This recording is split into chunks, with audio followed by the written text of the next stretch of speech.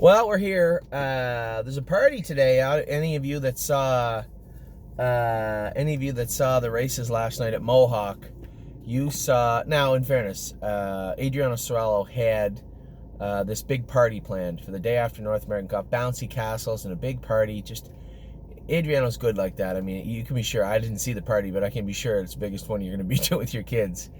And then his horse won last night and beat McWicket. Big Jimmy beat Jimmy Freight beat McWicket, and all the best horses we had to offer right now in the Mohawk Gold Cup. Big mile, 148-1 and race good. I went to the races last night. You know, since I've been hurt, before that, you know, we're just so busy at the barn. I don't go to a lot of races at Mohawk, and that's, I don't know why. I just don't. And I went to a couple of clients in town this week, obviously, for the big race. So I went to Mohawk a couple of nights. We went up to the dining room, and then last night we were gonna go to the dining room, but I'm not a big seafood guy, and it seemed like every dish that they were serving in the menu was seafood. So we didn't end up going there. We stayed outside and watched the races, and man, oh man, what a great night.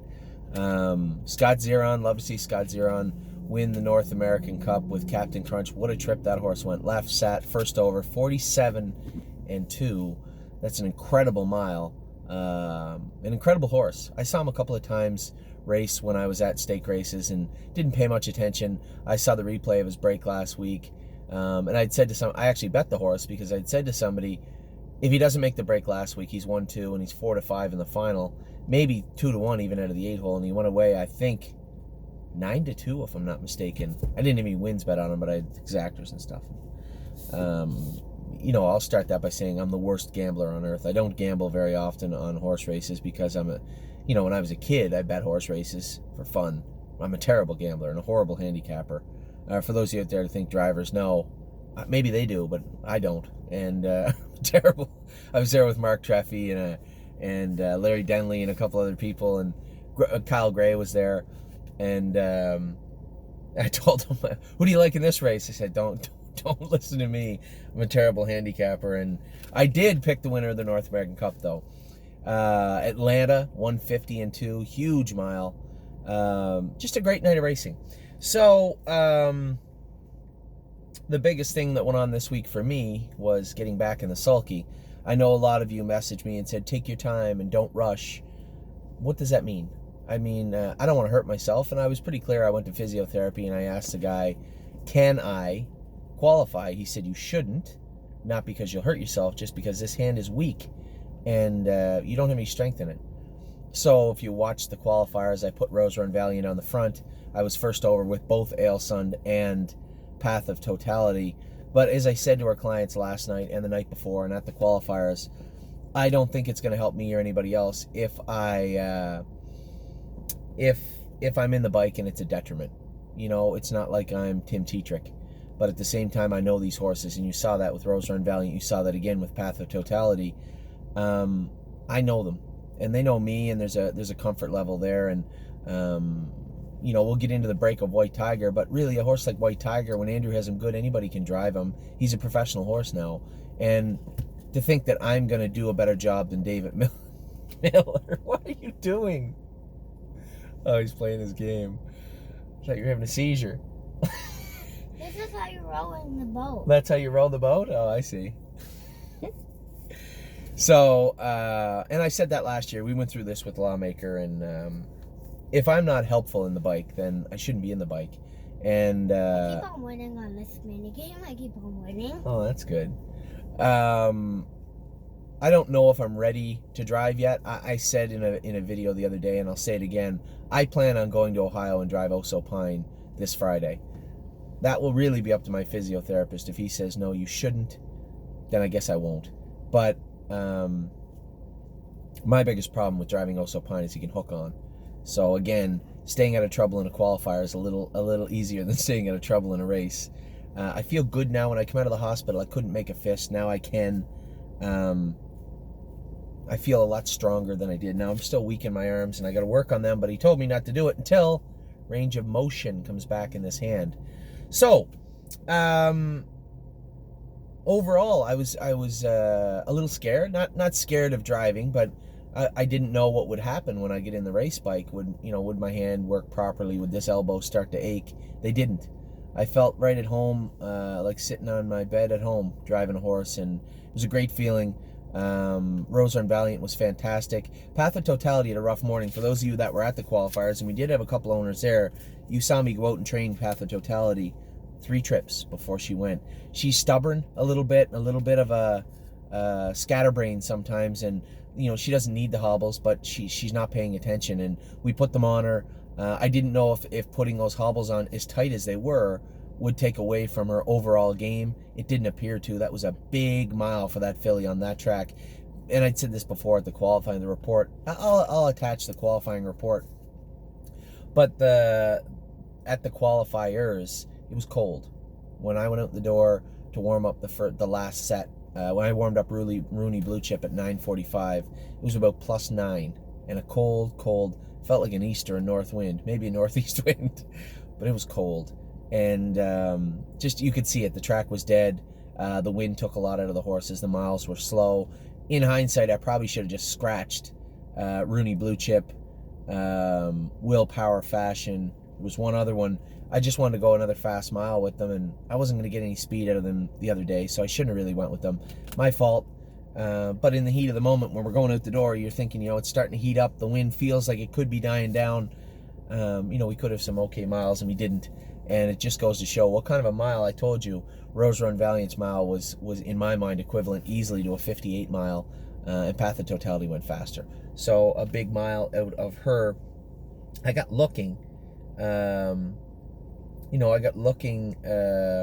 the list and the schedule coming up and trying to plan my days, and I was very, very happy to hear the physiotherapist say, listen, if you can qualify in the state you're in, I can have you ready to go July 1st. He thinks he can have me ready to go where at least my range of motion is coming back somewhat, and obviously I can start going to the gym. It won't take long to get my strength back in my arms. So again,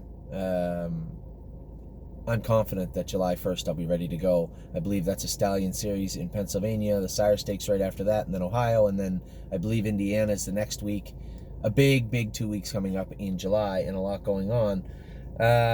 White Tiger, we'll talk about him a little quickly. White Tiger made a break the other day, broke his trotting hobbles. Now, Andrew said he wants to let them out. Originally, my thought was don't do that, but then White Tiger's evolving also. If you watch closely, if you want to know what I mean, look at the start of the race in Philadelphia the other day. I noticed it right away.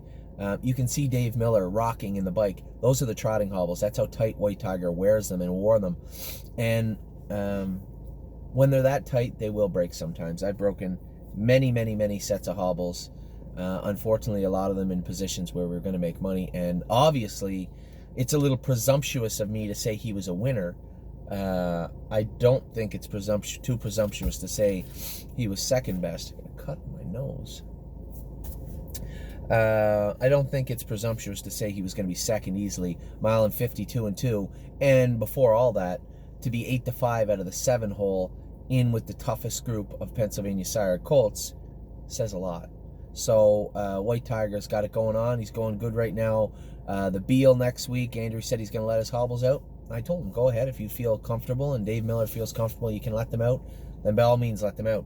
So that's White Tiger. Aside from a break the other day, which is understandable, he's been very, very good. Yes, was fantastic last night. Got out-sprinted out of the 2-hole. There's a colt that never spent a ton of time on the front end. Sure he did in the Gin Blossom, that doesn't count. But in with stiff competition to go the route, to run the gauntlet on the front end and hold off a horse coming up the inside of you late in the mile. It's tough to do, and that's a learning experience for him. Keep in mind, 55 and 3 off a half and 59 on a muddy track. This colt's legit, and he's turned into a really, really good horse. Now, I saw a few grumblings on the message board last night about West 52nd. Here's hi, buddy boy. Here's my take on the West 52nd situation. Everybody wants to compare West 52nd, yes, 52nd, White Tiger, and this and that. Stop doing that. You know, every horse is an individual, and I'm going to give you a little lesson, if you want, about West 52nd. West 52nd is wound tight as a string all the time. He is wound, and that will dissipate. And as that dissipates, that will make him a stronger horse on the end of the mile. When horses don't relax in the mile, it takes away from their overall game. Yes, you know, he can pull, but once you get him over to the front or get him on a helmet, he relaxes. That's why we train the horses the way we do, so they learn to relax in a race situation. But some of them just don't, do they? Some of them, it just takes time. And West 52nd, when he won on the front in 55, now he's back to wanting to leave, and he feels like He-Man, but he has to realize that there's horses as fast as him, and you're not going to beat them up. You can't bully horses that are every bit as good as you, especially when they sit quiet and they're more effective. So it's just about teaching this horse, and somebody had written, you can't teach a horse to, yes you can, absolutely. For those of you who out there who believe West 52nd is in the heat of his maturity and he's learning to do everything now, and what you see now is what you're going to have later, you're wrong. You're absolutely wrong. These horses are maturing. Now, is West 52nd going to be as durable and as pliable as Yes? No. They're two different horses by two different sires that look different. West 52nd is not as big as Yes. He doesn't relax the same way Yes does. But that doesn't matter. Again, you're assuming that just because they train down together and they are similar horses, that somehow there's a comparison to be made. There isn't. They're two different horses that are wired two different ways, that work two different ways, that race two different ways for the most part. West 52nd gets to the front last night, he's a winner. But he didn't. He needs to learn to relax in that hole. And I can tell you the problem is, when I go with West 52nd, you can kind of play with his mouth a bit and sit him back off the leaders. If you watch the race when I drove him, when he was charging late on that first mile, so those of you who say he doesn't pass horses, watch the first race this year. I passed two of them down the lane, the horse raced, or three of them, and the horse was charging on the end of it. Looked fantastic because he was in the right frame of mind. When you're sitting in the two-hole and you ride up on the horse in front of him and he gets up on top of that bike, he won't settle. You got to get him back, and you got to give him about a good 3-4 seconds just to evaluate the situation, and he will relax. But he won't when he's riding up on top of horses. That's not Aaron Merriman's fault. I mean, that's just the way we train them, right? Aaron Merriman wins 1,000 races a year. It's certainly not my place to say he shouldn't do this or he shouldn't do that.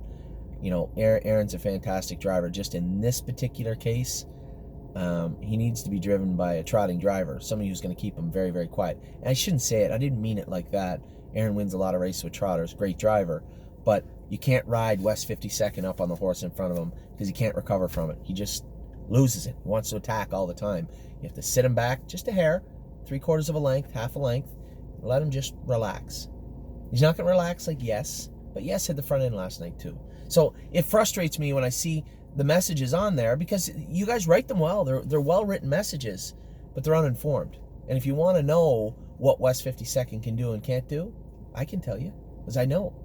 You know, is he going to race like he did last night and win races? Nope, he's not. Not going to do it. And I don't think Aaron thought for a second, much like last week with you know, in the race where he gets stuffed in the two-hole and then had to come with him again. I don't think he thought the rail horse was going to go up there 27 and stuff everybody in behind. I thought he was just going to, I assume he thought, just going to drop in the two-hole, wait till the dust settles, move him to the front. Bob's your uncle. Didn't work that way. So that's racing 101. And when it comes to West 52nd, he is not Yes. And that doesn't mean anything, though. He's going to have his good days. He's going to have his bad days. And I'm very, very happy with both of these horses. West 52nd cannot race like he raced last night and be effective.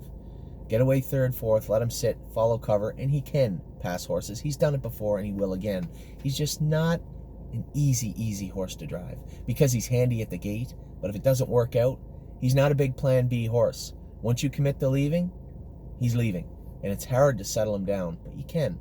But after being out loose on the front and winning, kind of loses it a little bit and thinks that he can overpower horses, and that gets himself in trouble. And also, if you notice at the wire, he was weak at the wire because when you pull on him, he shuts his air off a little bit, and that plays late in the mile. That's why he doesn't sprint by horses when you leave with him, because he gets a little wound up, and it takes a lot. It's like a pitcher that goes out and pitches as hard as he can for 3 innings. You're not going 9. And that's the thing, is that he needs to be more useful on the racetrack. But he's there. He's done it before. This is all repetition and it's growth. and every horse matures in a different way. Every horse races in a different way. But for those of you out there worried about West 52nd, the only reason you're worried about West 52nd is because you're comparing him to Yes. West 52nd will be just fine. And I don't want to hear he was in the easiest division, he did this and he did that. West 52nd wins on the front last night, but he can't get to the front every week, and I don't want him racing on the front every week. He needs to be managed in a way where he can sit and behave. He can do it, because I've already done it. So, anyway, that's neither here nor there. I was happy with both colts last night. A little disappointed White Tiger made a break, but pretty explainable. Broke his hobbles. Horse that made his first win last night, Maintenance Man, again. Put the horses in where they can go. Sure, we want Maintenance Man to be a better horse, but hasn't been that way now. The only way to turn things around for a horse like him is to find some confidence. Breathe some life into him where he wants to win, he wants to compete, and wins will do that. So he won last night in the Condition Claimer, and he'll be back in the Condition Claimer again next week. Libero Hanover. Libero Hanover makes his first 2-year-old race of the year. Libero Hanover is going to race. Libero Hanover is going to race tonight at Georgian Downs. Danny O'Brien trained him hundreds of times, qualified him. He's going to race him. He's going to race him tonight at Georgian Downs. Good class. Looks like a nice spot. People keep asking, when are they getting in? When are they getting in? I would have entered 2 tonight had I known the class was going to be like that. Sebastian Yu, I'd like to get him raced. Knockdown Dragout. We're going to enter her at Mohawk. Here's my only problem. Are they going to get in? They have the Sire Stakes Thursday night. Best case scenario, I think, they carry that 2-year-old maiden over to Friday night if it fills.